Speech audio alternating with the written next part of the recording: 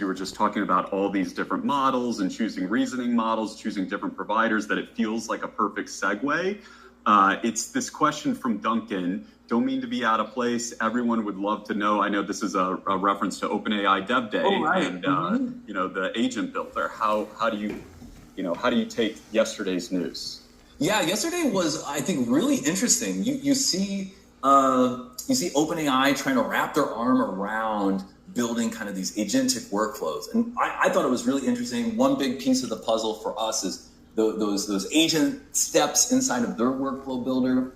They allow you to hook up MCP, and that's like a big thing that Zapier offers. So if you do Zapier MCP, you can kind of see our tooling here, which allows you to hook up your ChatGPT or your agent steps to any of the different actions inside of Zapier, which gives the ability for that agent builder to go out and do stuff in the world, which I think is really exciting and something that we have been using a ton internally at Zapier. Beyond that, I think we're going to see more and more people get hip to the idea of automating stuff. Back to the point of the difference between chatting with an agent or an AI model. It means that you're sitting there at the keyboard, and if it tells you to send an email, well, you got to copy paste it out. And we're going to start moving slowly into this world where those models can actually do those things through MCP, having access to these tools so they can send the email, they can look up the lead, they can do some of this work.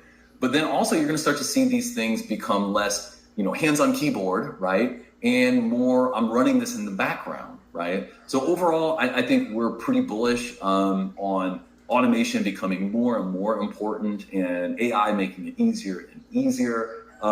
So I think it's a very exciting time, and Zapier is very complementary to a lot of the stuff that we saw. And the agent builder is really cool, but it's also, it requires you hook it to the API and have a front end and stuff. And in time, I think that'll get easier. But in the meantime, if you want to build workflows without writing code or deploying it somewhere, Zapier is still the sweet spot for a lot of our customers. But I think we're pretty excited. We got our agents product, so if you're really curious to use our agents product, that's a really cool one as well, that you kind of do more agentic workflows in kind of a chat style rather than a kind of a visual workflow builder style. So just a lot of problem space to explore still. That all makes sense. And I was thinking about some of the conversations we had internally yesterday. It seems like a lot of folks that are building these agents like having, the options. They want to choose Gemini for this, or, I don't know, Sora or DeepSeek, or, there's just so many models for different use cases and cost. So having that